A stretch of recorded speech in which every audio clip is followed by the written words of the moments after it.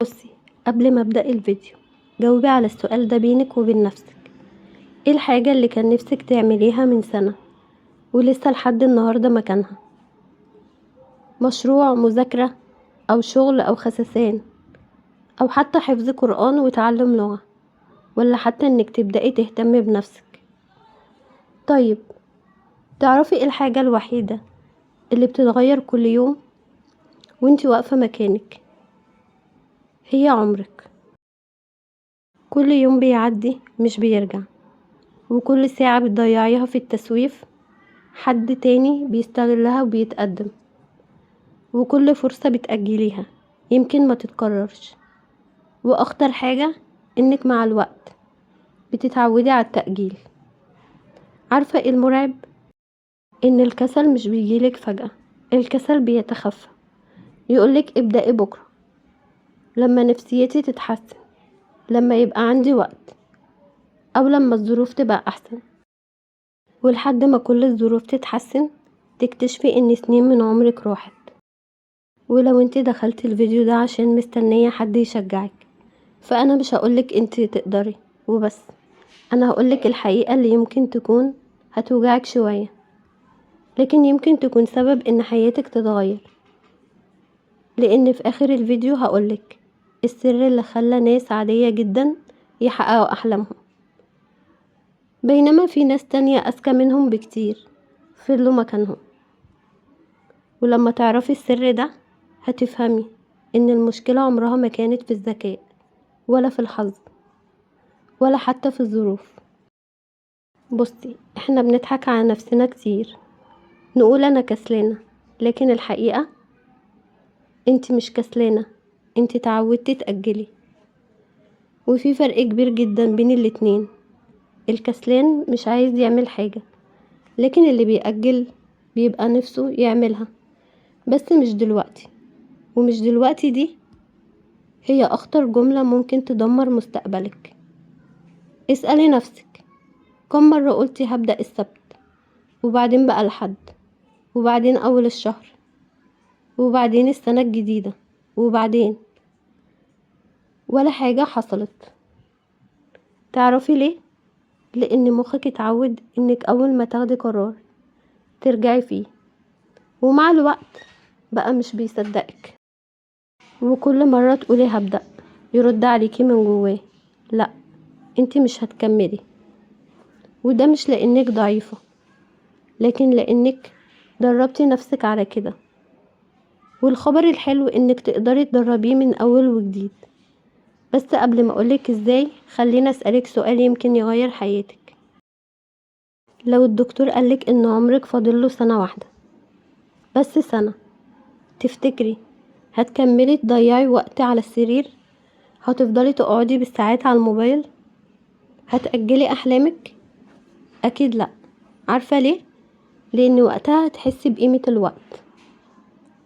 بس الحقيقة احنا كلنا عندنا وقت محدد، والفرق الوحيد ان محدش فينا عارف فاضل قد ايه. وعشان كده كل يوم بيضيع هو جزء من حياتك، مش مجرد يوم. النجاح عمره ما كان للعبقري، ولا للأغنياء، ولا للأحسن شكلا.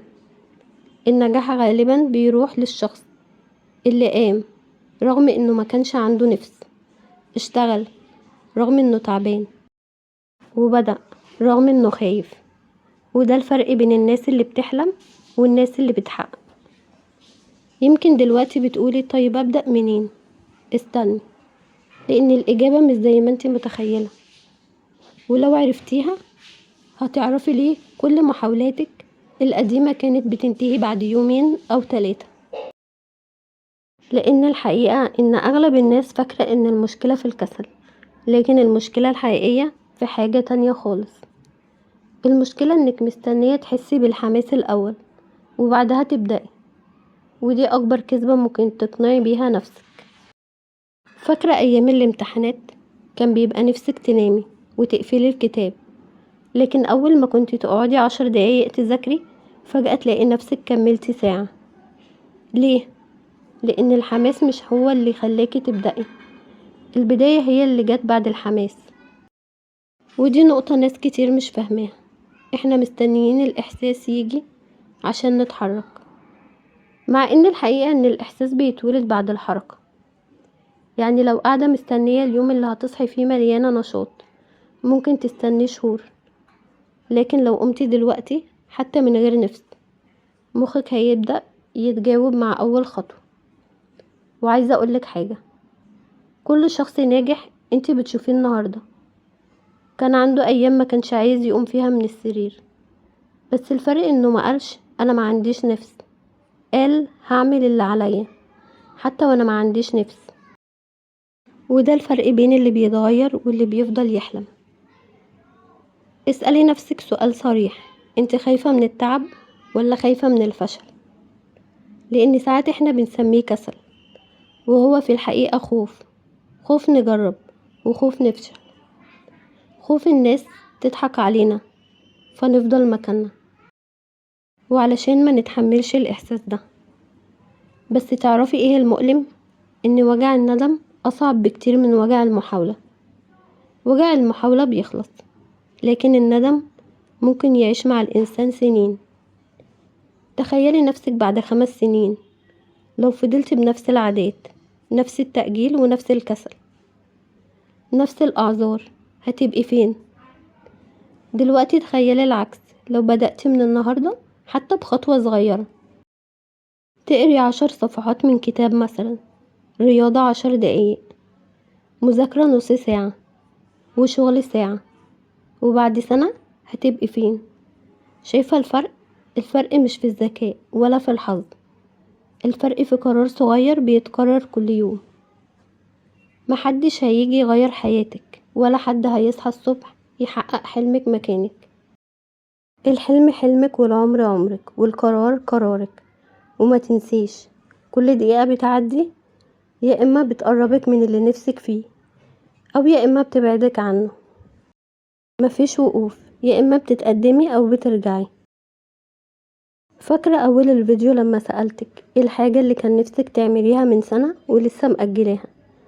أنا عايزاكي أول ما الفيديو يخلص ما تروحيش تتفرجي على فيديو تاني، وما تفتحيش السوشيال ميديا، اعملي أول خطوة، بس أول خطوة. اكتبي الخطة، افتحي الكتاب، قدمي على شغل، اعملي التمرين، وابدأي.